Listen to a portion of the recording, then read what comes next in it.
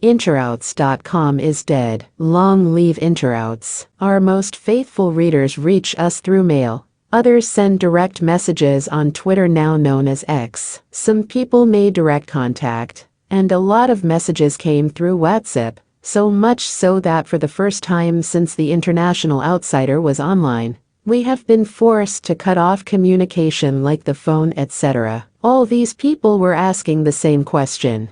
What had happened to interouts? For those who by now know us, we do not follow the rules and love to proclaim that we do things differently. The logical course for any company to follow would have been to engage in a public relations campaign and damage control.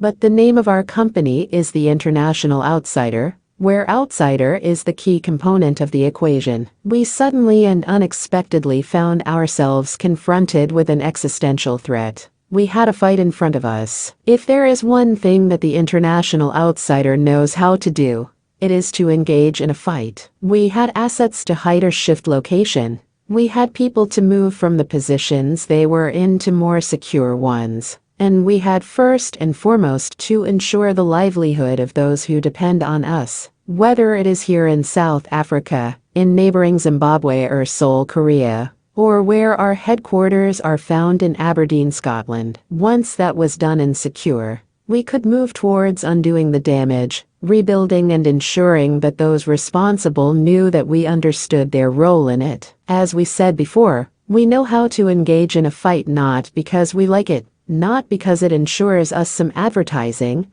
but simply because we have had a lot of experience in the past, and we became extremely efficient at crisis management. In the past, we have been involved in unraveling financial scandals on the international stage, and our members have had some pretty hectic moments where life and death were a matter of seconds away. In one instance, a few members were held at gunpoint in their hotel rooms in Cape Town. This particular occurrence was documented in the local press. In another instance, we found ourselves with the knowledge and insight to prevent an internet fraud attempt worth millions of US dollars. In the last 10 days that interouts.com has been offline, we had to prepare our return while keeping our strategy secret. The good news for our readers is that we are back online on the following addresses: interouts.uk or interouts.co.za.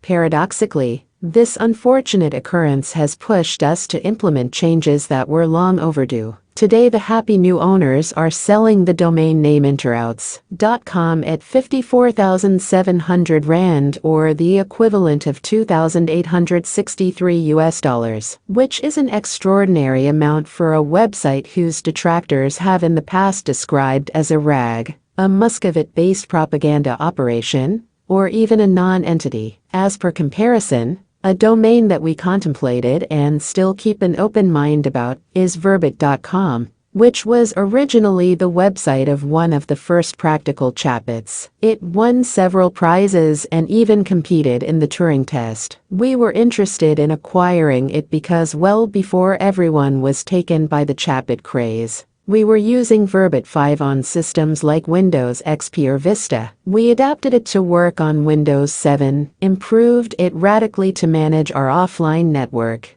and adapted it to work on Windows 10. Our colleague Julia Bean Brooks is in the process of preparing an article for next year, titled Verbit 5 on Windows 10. Thus, it makes sense to obtain the domain verbit.com. Do keep in mind that the Verbit creators have an immense amount of goodwill still today, so this domain is for sale at 4,888 US dollars. Considering the reputation of verbit.com, it is certainly quite an incredible feat that our rag, the International Outsider, is worth more than half the price of verbit.com. The bad news is that you will not learn what has happened in this article. It will be known in a few weeks when an audio article will be published, and we will ask for your patience to understand, as our time and schedules have been completely thrown into disarray. We are back and will continue, venturing into expanding and trying new approaches to imparting information and providing educational tools and data. However, the mainstay of the International Outsider will remain inviolate, so the topics we cover will still be broached.